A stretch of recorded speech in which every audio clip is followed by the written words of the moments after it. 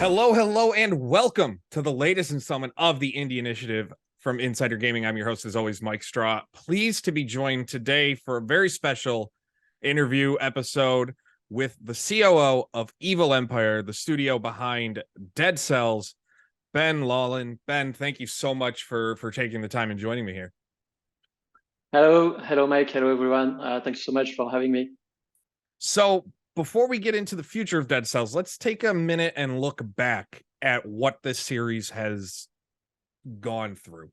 So just a darling indie title, over 10 million copies sold. If you could go back even 4 years, and tell yourself that the success would be at this level, would you have been able to believe it? Before stepping more into that question, I just need to clarify that Evil Empire is the studio behind the live ops of Dead Cells. So we're operating on the game since 2019. Myself and a few others of the co-founders of Evil Empire worked on the actual launch of Dead Cells as kind of ninja publishers. But all the credits goes to Motion Twin for this creation. And yeah, to answer a bit more of your question, no, we had no idea at all, because usually the life cycle of a game when you release it looks like this, and you try to have some pretty big sales along the way to mitigate that effect. But with Dead Cells, it was more like this, like slowly growing up. And it was incredible to hear that, like 3 years after the release in 2018, we sold more games that for an actual year of the release. So now we had no idea of that. We knew that the community was huge, and there was this thirst of new content. Like, we knew we were not done with Dead Cells and the community wanted more. So we knew some folks would hang around with us, but not that much in any way. So with the people hanging around, a lot of it has to do because of the post-launch support of the game, the DLC that's been released, the most recent being the Return to Castlevania in partnership with Konami. It launched in March. How big has that partnership been, and the idea of bringing in such a legendary franchise like Castlevania into Dead Cells? How big has that been for just the growth of the game, just the feeling behind the game? I think it's twice as big as our previous DLC in terms of revenue it represents. So it's quite incredible. And at a more like, as fanboys of Castlevania and the creators of Dead Cells themselves, because the game is kind of their own homage to Symphony of the Night. Yeah. And being able to close that loop, kind of circle all the way back to the very own roots of Castlevania, is an incredible feeling. And I'm sure a few developers can be able to work on the very own license that inspired their games. So we're so much grateful to have been able to achieve that. Based on the success of the DLC with the Return to Castlevania, has there been any talks about doing more possibly down the line with that with the franchise between you two? Not to be honest, no, because it was quite the opposite. Because we made quite a lot of collaborations with all the games. We had our Indie Friends updates 2 years in a row, where we partnered with Hotline Miami and these kind of games that were included in ours. So kind of our homage to our own Indie Friends. But now we want to take a step back from all the collaborations and really focus on our own IP, because it's still Dead Cells, it's not Fortnite, and we do not want to have. Well, we still want to own our universe, our lore. This is Dead Cells, so the next content will be really focused on our own core experience. With that, it was announced around the time that it was revealed that the game had sold 10 million copies, that plans to support and release more DLC were going to happen through 2024. How many is that? Just how many plans are there, or how many content packs are in the works? If you could, I don't know if you can say or not, but as far can't as go into too much details, but what we communicated was that for once we are doing to do a bit less updates than what we used to in the past. Usually it was when like every 3 months, something like that, like for 3 updates a year and a paid DLC. It was our basic rhythm. This year we want to take a step back. So there will still be 3 updates and major ones, but we want to see things a bit bigger for next content to come. So we need more time to build it and to come with a new and interesting proposal, because we won't we don't want to do more of the same forever. We still need to be creative and be focused on not just doing more, but doing it in a more interesting ways, or to appeal to a new audience of players. So yeah, it's really about those questions. So a bit less than usual, but it's for the best. Yeah. Would you say then, and it's weird because of the era we're in with DLC and things like that, but back in like the early 2000s to mid 2000s, early 2010s, there were more expansions, bigger expansions than smaller like DLC drops of like, here's a mission here, or here's a level here. Would you view it more as what you guys are working on, more on that like giant expansion, as opposed to what you were saying about having multiple drops a year, or am I off on that? That's an interesting question. We didn't thought of it in that way. It's more because right now, if you want to create more content on Dead Cell, it's quite easy, as we have like a full team, like we have 15 people working full time on Dead Cells, and there is a huge list of things to add to the games. And I mean, if we want to add more biomes, more enemies, more bosses, like all of this we can do. So there is not an intention of creating this kind of super huge and big expansion pack as you mentioned.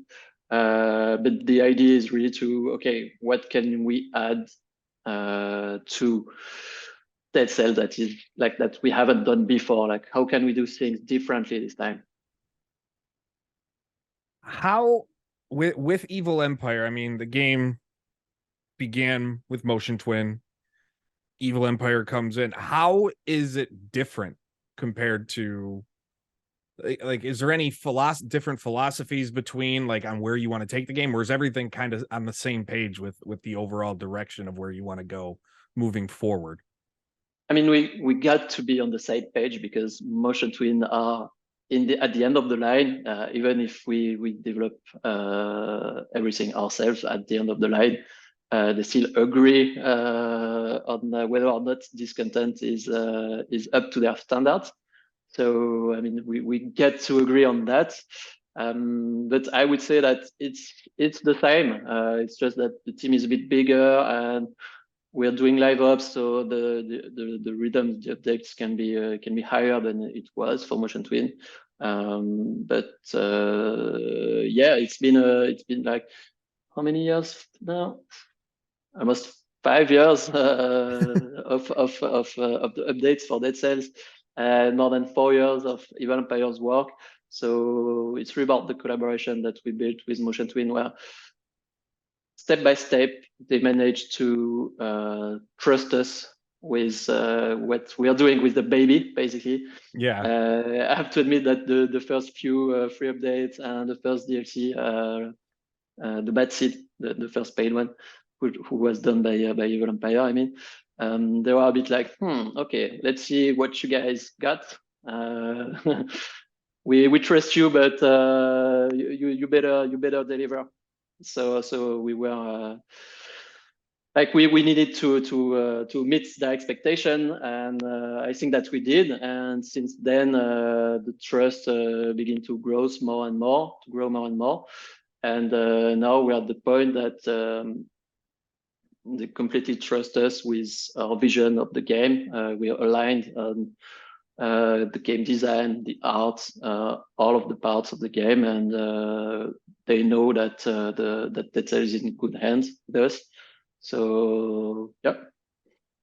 What have been the challenges, if any, with trying to make sure you keep, I mean, obviously, like you said, at the end it goes through Motion Twin, but to make sure they stay happy with what you guys are doing with, like you said, their baby?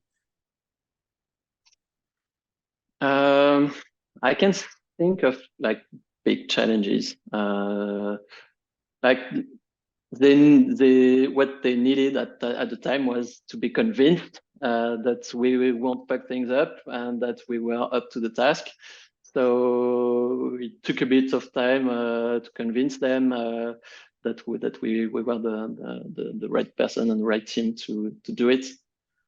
But there was no specific big challenges. I mean, three of the co-founders played a lot of Dead Cells at the time, and we were aware of our topic. Like we knew what we were doing.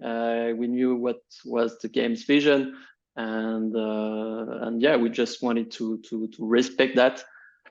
We were just not done with Dead Cells at the same time as the development team were. So we just wanted a bit more like. But it's been 4 years now. So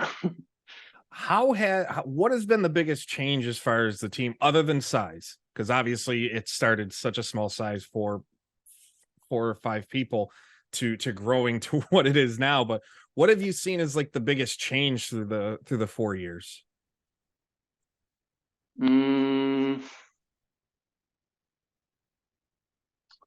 That's a good question.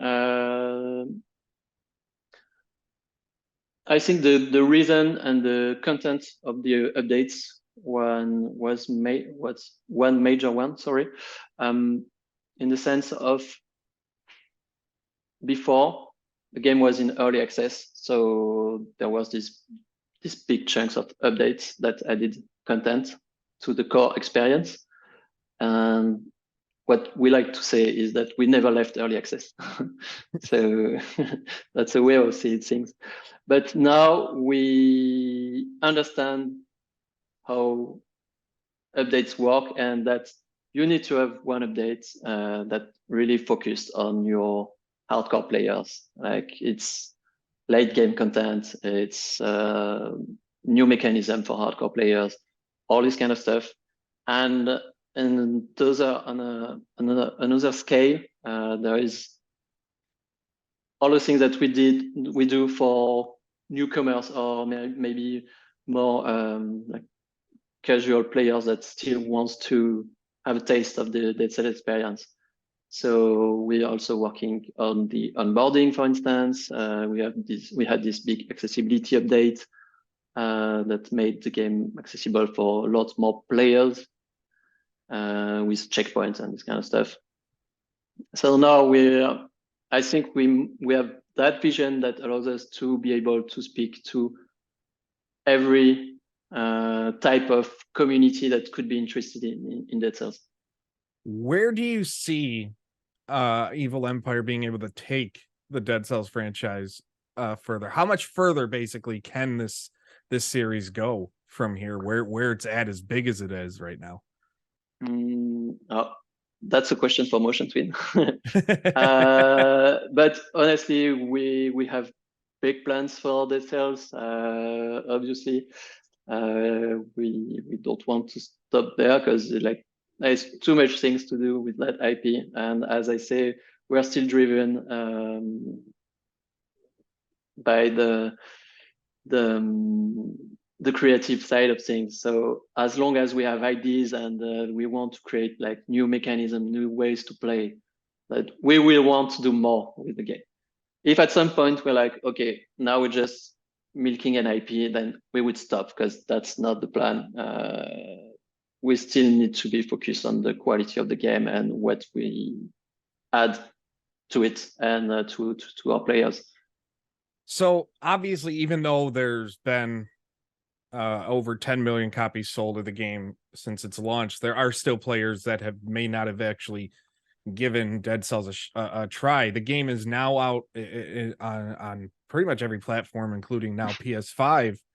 What would you say to those people that might be on the fence about why they should give Dead Cells a try?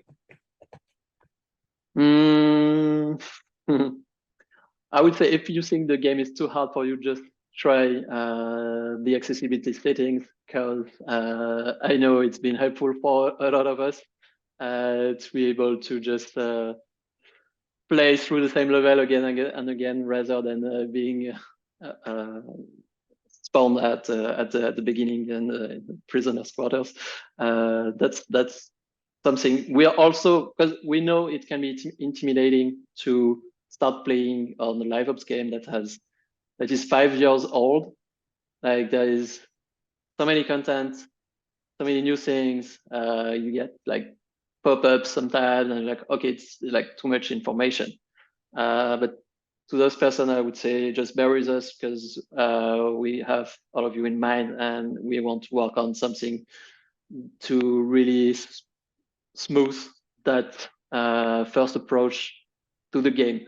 So we have solutions to those persons to work on the onboarding of the game, basically. Well, Ben, I want to thank you for taking the time here to join me on the Indie Initiative. When should people, I know with plans, is there any idea of when should people expect to hear more about future plans for Dead Cells? Yeah, well, we have stuff coming in by the end of the year. We'll have stuff for next year and more to come. Also, the TV show is a thing. I don't know if you are aware of that, but we're working on a TV show with a French animation studio. So we hope we'll have some news to share about that in the near future. Board game is a thing as well. Apparently, Dead Cells is cross media now. So, yeah. Again, thank you so much for taking the time to joining me here today. I'm looking forward to talking with you again down the line. Yeah, my pleasure, Mike. Thank you so much for having me. Have a great day.